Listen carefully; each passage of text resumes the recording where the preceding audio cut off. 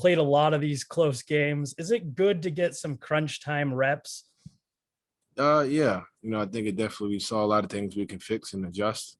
I think that's all about, sorry, it's what we're all about, trying to find ways to get better, and games like this definitely help. We're not always going to be up 8-10 in the final 2 minutes. So I think tonight, was a good test for us. You kind of saw it in the Charlotte game. We're down 11 going into the third or the fourth. The fourth, and then we come back, going a crazy run. Then you come in tonight where things don't go our way. The Clipper game's kind of the same way. So I think these are just learning opportunities, but you want to win, through the learning opportunities. But I think there are a lot of things we can pick from this, and it's tough to see that when you lose a tight game like this, that there's good things that come from this as far as development. But yeah, I think there's definitely things we can pick away and take away from this game.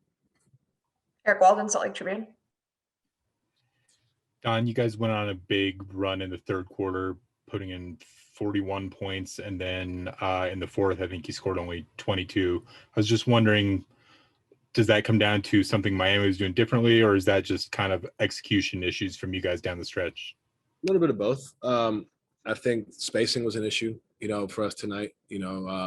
I think that's something that we can definitely, like I said, improve on. Understand that we got to get to our spots, get to our spacing throughout the entirety of the game, and then they did a good job. They're a team that fights through adversity. They're a team that they have this saying that's called the Heat DNA. Like, that's who they are. They fight through to the end, and they made different coverages. They played zone, they hedged, they blitzed, they switched. Like, they did everything. And I think we recognized it, but I think that at the end of the day, spacing, I think, changes alters some of the things that we got to get going on. And I think that was a big thing on offense, just trying to find ways, guys, not necessarily a selfish way, but just kind of standing there. Instead of the break, get to the corner, myself, getting into the paint and looking, or guys looking for me and vice versa, just trying to find ways to get each other better looks and better shots. And that's not just in the fourth quarter either. I would say that's pretty much throughout the entire game.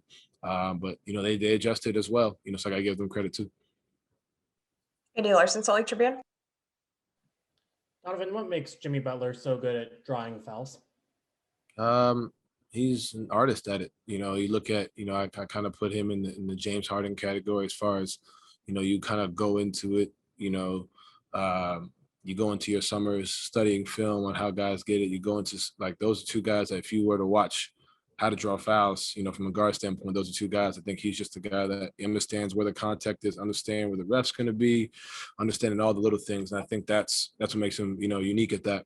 He doesn't take many threes, but he still had 28, 10 and 8 tonight, but still, like, he impacts the game in other ways, but also finds ways, the clever ways to get to the free throw line, knows foul count, knows who has what fouls, know who he can try and attack. And that's not just with us, that's just with, since he's been in the league, and I've definitely watched that and seen it, but he's an artist at it, and he's good at it, and I think that, just understanding, where, the mismatches are as far as, who can slide their feet, who can't slide their feet. And I mean this throughout the entire league. I've been watching it, and it's funny you asked. I've been watching him especially because I try and do the same, myself, and trying to find ways to attack seams and stuff. And he does a really good job at it. Kristen Kenny, Jazz TV. Don, are there any challenges this time of the year, on the road, right before the break, maybe mental challenges, physical challenges?